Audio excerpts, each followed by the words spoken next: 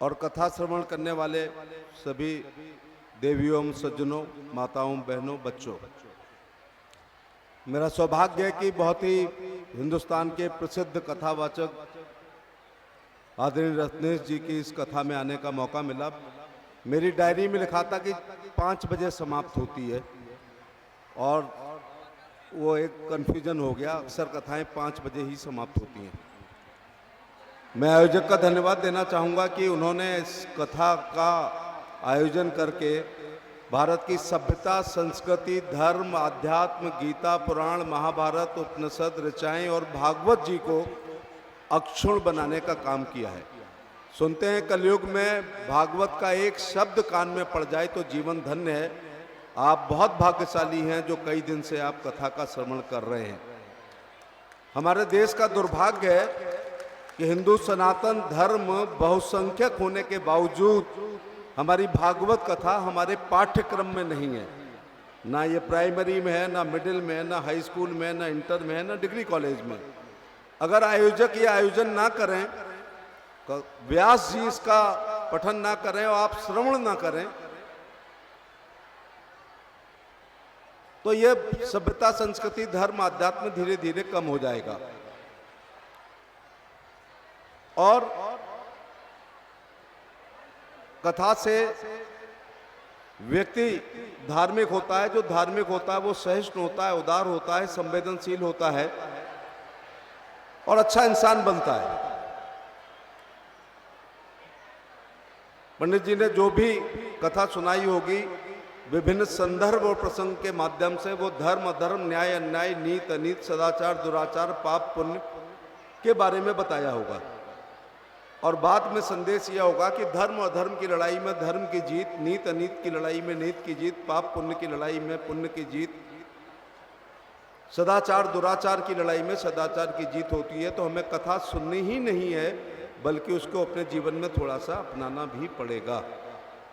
इसलिए मैं हर जगह कथा में जानने का प्रयास करता हूं और मैं धन्यवाद भी आपका देना चाहूँगा। ये लंबे भाषण का विषय नहीं है, लेकिन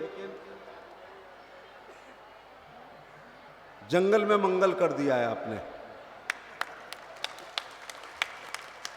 और लोगों के जीवन पर प्रभाव पड़ेगा।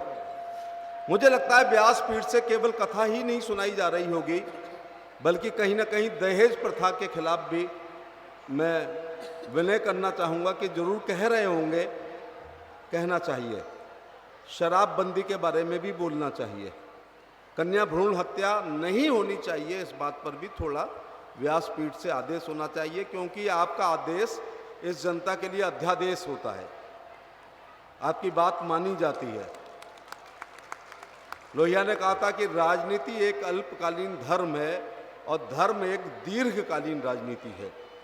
इसलिए मैं आयोजक जी का बहुत बहुत धन्यवाद देना चाहूँगा। और आपका, व्यास जी होते, परीक्षित जी होते, ये पंडाल होता, सब कुछ होता और आप सुनने नहीं आते तो सब अधूरा होता। इसलिए आपने इस कार्यक्रम को सफल बनाया है। मुझे पता था कि 5, साढ़े 5 चल रही है, इसलिए मैं थोड़ा विलम्ब से आपके बीच में आया, माफ़ी चाहूँगा। मैं एक बार आयोजक का बहुत बहुत धन्यवाद देते हुए कि आपने ये कथा का आयोजन करके हमारा भारत की सभ्यता, संस्कृति, धर्म, अध्यात्म, गीता, पुराण, महाभारत, उपनिषद, ऋचाओं, इनको बहुत आगे किया है। आज जो 5 साल के बच्चे कथा सुनने के लिए आए हैं उनके जीवन पर प्रभाव पड़ेगा और सनातन धर्म 70 साल और ऊपर आगे चला गया। यद्यपि सनातन धर्म पर बहुत हमले हुए हैं। 1192 में मोहम्मद गोरी ने, फिर इल्तुतमिश ने, फिर कुतुबुद्दीन ऐबक ने, फिर रजिया ने, फिर बलवन ने, फिर अलाउद्दीन खिलजी ने, मोहम्मद खिलजी ने, फतेहपुर सीकरी से ज़्यादा कौन जानता है, जलालुद्दीन खिलजी ने, फिर फिरोज तुगलक, मोहम्मद तुगलक, गयासुद्दीन तुगलक ने, फिर सिकंदर लोधी, बहलोल लोधी, इब्राहिम लोधी ने, फिर बाबर, हुमायूं, अकबर, जहांगीर, शाहजहां होते हुए औरंगजेब ने बहुत जुल्म किए हैं। फिर ये धर्म कैसे बच गया? जब तलवार गर्दन पर रखी गई तो हमारे ये धर्माचार, प्राचार, ये सारे लोग कमंडल लेके जंगल में चले गए और हमारे सनातन धर्म की रक्षा की है। जब तक आप लोग हैं इस धर्म को और इस देश को कोई खतरा नहीं है। इसलिए इस पर बहुत हमले हुए जो मैंने अभी बताए। इसके बाद अंग्रेजों ने किए, हूणों ने किए, यवनों ने किए, डचेज ने किए, पुर्तगालियों ने किए। लेकिन आज भी हमारा धर्म अक्षुण्ण है, वो आप जैसे संत महात्मा और कथावाचकों की वजह से। बहुत बहुत धन्यवाद। जय श्री राम।